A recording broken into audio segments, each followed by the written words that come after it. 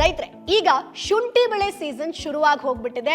ಎಲ್ಲಾ ರೈತರು ಕೂಡ ಶುಂಠಿಯನ್ನ ಬೆಳೆಯೋದಕ್ಕೆ ಶುರು ಮಾಡಿದ್ದಾರೆ. ಆದ್ರೆ ಶುಂಠಿಯನ್ನ ನೇರವಾಗಿ ನೀವು ಮಾರುಕಟ್ಟೆಗೆ ಸೇಲ್ ಮಾಡಿದ್ರಿ ಅಂತಂದ್ರೆ ಲಾಭ ಅಷ್ಟಕ್ಕಷ್ಟೇ. ಅದೇ ಈ ರೀತಿಯಾಗಿ ಮಾಡಿದ್ದೆ ಆದ್ರೆ ಒಳ್ಳೆ ಲಾಭವನ್ನ ಮಾಡಬಹುದು. ಅದೇ ಶುಂಠಿಯ ಉಪ ಉತ್ಪನ್ನಗಳನ್ನ ತಯಾರಿಸಿ ಮಾರಾಟ ಮಾಡುವಂಥದ್ದು. ಸೊ ಮೊದಲನೇದಾಗಿ ಸಿಕ್ಕಾಪಟ್ಟೆ ಡಿಮಾಂಡ್ ಇರೋದು ಜಿಂಜರ್ ಆಯಿಲ್ಗೆ. ಸೊ ನೀವು ಇದನ್ನ ಮಾರಾಟ ಮಾಡಿದ್ರಿ ಅಂತಂದ್ರೆ ಕೆಜಿಗೆ 1,500-2,000 ರೂಪಾಯಿ ಗಳಿಸಬಹುದು. ಇನ್ನು ಎರಡನೇದಾಗಿ ಡ್ರೈ ಜಿಂಜರ್ ಪೌಡರ್ಗೂ ಕೂಡ ಒಳ್ಳೆ ಡಿಮಾಂಡ್ ಇದೆ. ಅಂದ್ರೆ ಶುಂಠಿಯನ್ನ ಒಣಗಿಸಿ ನೀವು ಪೌಡರ್ ಮಾಡಿ ಮಾರಾಟ ಮಾಡಬಹುದು. ಸೊ ಇದನ್ನ ಮಸಾಲಾ ಪದಾರ್ಥಗಳಲ್ಲಾಗಿರ್ಬೋದು ಅಥವಾ ಬೇಕರಿ ಐಟಮ್ಗಳಲ್ಲಿ ಹೇರಳವಾಗಿ ಬಳಸ್ತಾರೆ. ಇನ್ನು ಮೂರನೇದಾಗಿ ಮಕ್ಕಳು ಸಿಕ್ಕಾಪಟ್ಟೆ ಇಷ್ಟಪಡುವಂತ ಜಿಂಜರ್ ಕ್ಯಾಂಡಿ, ಇದಕ್ಕೂ ಕೂಡ ಒಳ್ಳೆ ಡಿಮಾಂಡ್ ಇದೆ. ಸೊ ನೀವು ಜಿಂಜರ್ ಕ್ಯಾಂಡಿಯನ್ನ ಮಾರಾಟ ಮಾಡೋ ಮುಖಾಂತರ ಕೂಡ ಹೆಚ್ಚಿನ ಲಾಭವನ್ನ ಮಾಡಬಹುದು.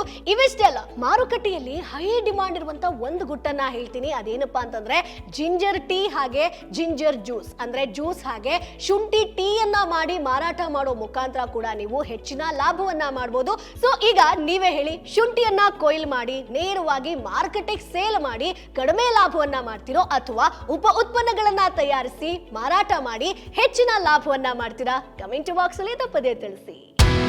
Boss Vala, B the boss.